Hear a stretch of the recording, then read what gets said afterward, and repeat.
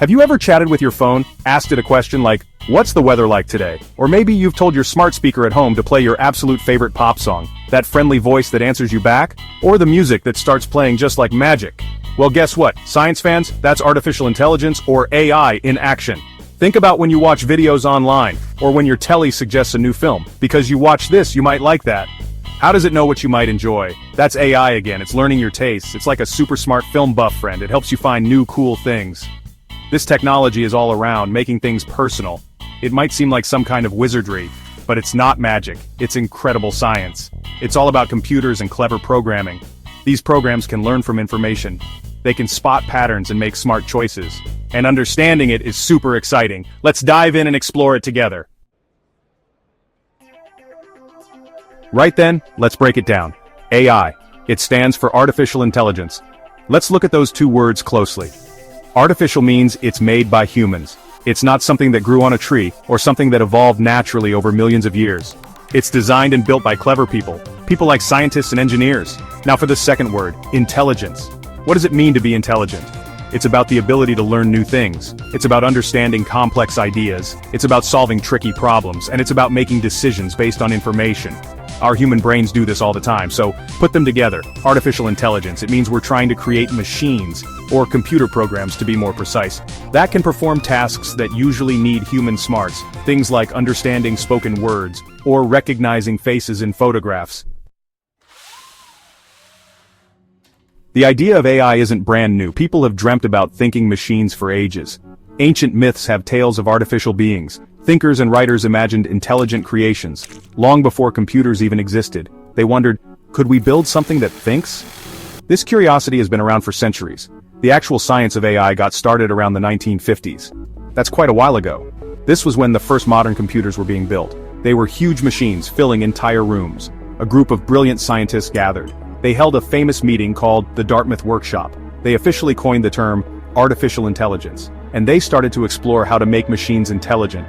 In those early days, AI pioneers made programs that could do some pretty impressive things for the time. They created AI that could play games like drafts, and some that could even tackle simple maths problems, or understand very basic sentences. These were big steps forward, showing it was possible. They were laying the foundations for today's AI. Now, it's important to know something. Not all AI is created equal, you see. Just like there are many types of dogs, from tiny chihuahuas to big Saint Bernards, there are different flavors of AI. They have different abilities and do different things. Some are very focused, others are more like dreams for now. Understanding these types helps us see what AI can do. The most common type of AI today is called Artificial Narrow Intelligence, or ANI. Think of it as weak AI or specialist AI. ANI is really good at one specific job, or maybe a very limited set of tasks. Your spam filter in your email, that's ANI. The AI that suggests your next song, also ANI. It's focused but incredibly useful in its niche. Then there's the idea of artificial general intelligence. This is often called AGI, or strong AI. AGI is the kind of AI you often see in films. It would have intelligence like a human being. It could understand, learn, and apply knowledge. AGI is still mostly theoretical. We're not there yet.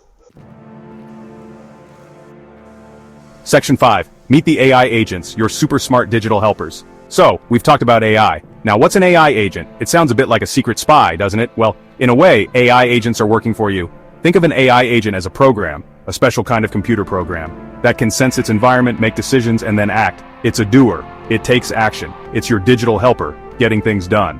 How do these agents operate? It's a cycle. First, they perceive their surroundings. This means they gather information. They might use sensors like a camera or a microphone, or they might get data from the internet or a database.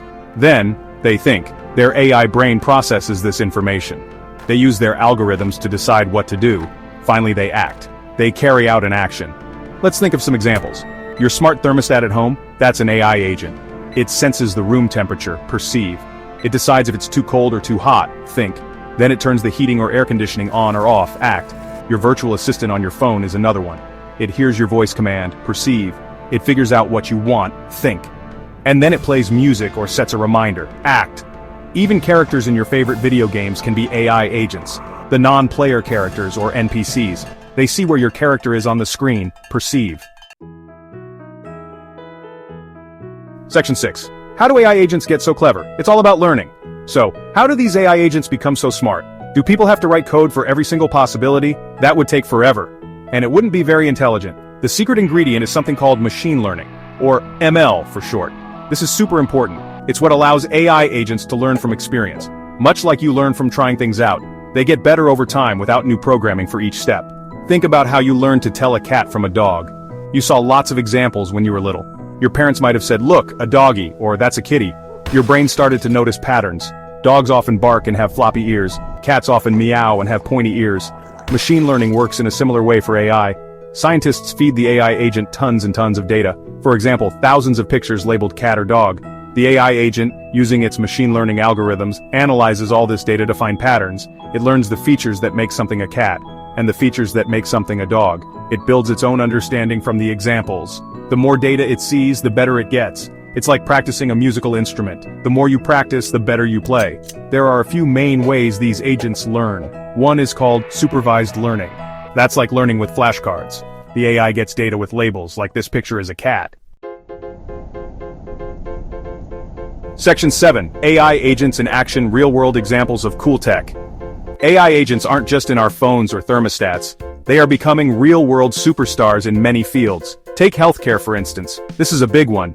AI agents can help doctors analyze medical images, like X-rays or scans from inside your body. They can spot tiny signs of diseases, sometimes earlier than humans. This can help people get treatment faster. AI is also helping to discover new medicines. How amazing is that?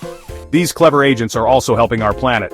Scientists use AI agents to monitor wildlife. They can track endangered animals using drones or camera traps. This helps protect them from harm.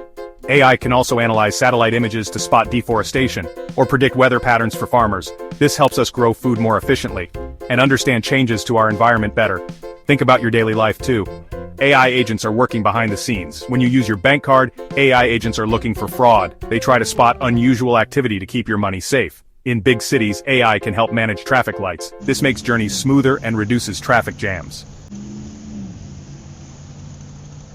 Section 8. The future is AI-powered. What amazing things are next?